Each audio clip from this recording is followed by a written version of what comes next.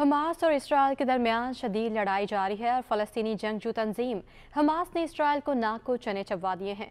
बड़ी बड़ी बातें करने वाले इसराइल को हमास के हाथों हर रोज़ नए नुकसान का सामना करना पड़ता है।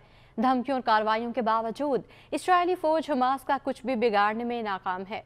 अब हमास ने इसराइल के खुफिया जौहरी तंसीबात वाले शहर देमूना को भी निशाना बना के इसराइल की नींदें उड़ा दी हैं। इसराइल के सहराए नक़ब में वाक़या देमूना शहर, जहाँ इसराइल की खुफिया हसास जौहरी तंसीबात हैं, वो भी हमास के हमलों से ना बच सका।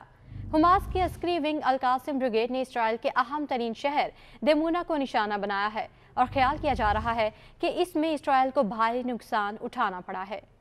इब्रानी मीडिया ने भी इसकी तस्दीक की है कि हमास ने देमूना शहर को निशाना बनाया है, जहाँ इसराइल की जौहरी तंसीबात हैं। ताहम ये मालूम नहीं हो सका कि आया हमास के हमले में सहूनी फोर्सेस या हसास जौहरी तंसीबात को किसी किस्म का नुकसान पहुंचा है या नहीं। गैर मुल्की मीडिया के मुताबिक हमास ने गजा में इसराइली फौज की ज़मीनी कार्रवाई में शरीक एक फौजी ट्रक को भी तबाह कर दिया है, जबकि हिजबुल्लाह ने भी इसराइली फौजी काफिले और चेक पोस्ट को निशाना बनाया है, जिसमें इसराइल को भारी नुकसान उठाना पड़ा। हमास ने इसराइल के 450 ठिकानों को निशाना बनाने का भी दावा किया है। हमास की जानिब से इसराइली फौजी हेडक्वार्टर और चेक पोस्ट पर मिसाइल दागे गए हैं। हमास ने इसराइली खुफिया जौहरी तंसीबात वाले शहर देमूना को निशाना बनाया तो इसराइली वज़ीर आज़म नेतन्याहू का चैन और सुकून लूट लिया।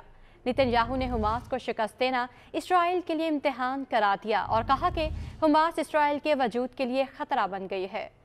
इसराइली वज़ीर आज़म नेतन्याहू ईरान से भी खौफजदा हैं। नेतन्याहू ने ईरान पर इल्ज़ाम लगाते हुए कहा कि ईरान हमास की हिमायत करता है और हमास के फौजी बजट का 90% ईरान से आता है। ईरान हमास को फंड्स देता है, मुनज़्ज़म करता है और हिदायत भी जारी करता है। दूसरी जानिब इसराइली फ़ौज ने गजा के शहरियों को एक बार फिर जनूब में मुंतकिल होने की वार्निंग देते हुए कहा है कि जनूब में गजा के शहरी पानी, खुराक, अद्वियात हासिल कर सकेंगे।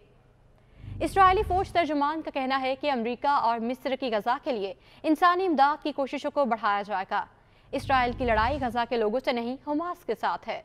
हमास इसराइल में कैद 6000 फ़लस्तीनियों की रिहाई के एवज़ इसराइली कैदियों को छोड़ने पर आमादा हो गई है। फ़लस्तीनी मज़ामती तंजीम के तर्जुमान अबू उबैदा ने गजा के शहरियों को अपने साथ खड़े रहने का मशवरा देते हुए कहा कि शहरी इस मामले को फैसला कुन मार्का समझें, फतह हमारी ही होगी।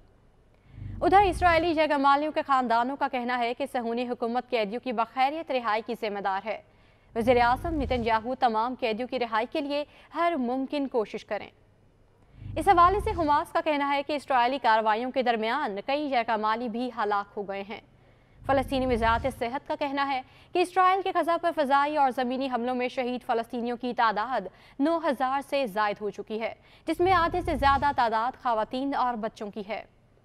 अक़वाम मुत्तहिदा के सेक्रेटरी जनरल एंटोनियो गुतेरेस ने खबरदार किया कि गजा की पट्टी में सूरत हाल तेज़ी से ख़राब हो रही है।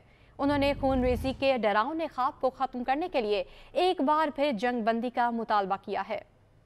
गुतेरेस ने कहा कि शहरियों को निशाना बनाना मुकम्मल तौर पर नाकाबिले कबूल है। दुनिया हमारी निगरानी में एक इंसानी तबाही का मुशाहिदा कर रही है। 20 लाख से ज़ायद अफराद ज़िंदगी की बुनियादी ज़रूरियात, खुराक, पानी, पनाहगाह और तिब्बी ज़रूरियात से महरूम हैं। दूसरी जानिब इंटरनेशनल क्रिमिनल कोर्ट के सीनियर प्रोसिक्यूटर का कहना है कि इसराइल की जानिब से गजा में इमदादी सामान की फराहमी में रुकावटें डालना जुर्म करार दिया जा सकता है। सीनियर प्रोसिक्यूटर ने खबरदार करते हुए कहा कि इसराइल को बगैर किसी ताख़ीर के गजा में शहरियों को खुराक और अद्वियात की फराहमी को यकीनी बनाना होगा। दूसरी जानिब मिस्र की रफा क्रॉसिंग से इमदादी सामान के मज़ीद 10 ट्रक गजा रवाना कर दिए गए हैं।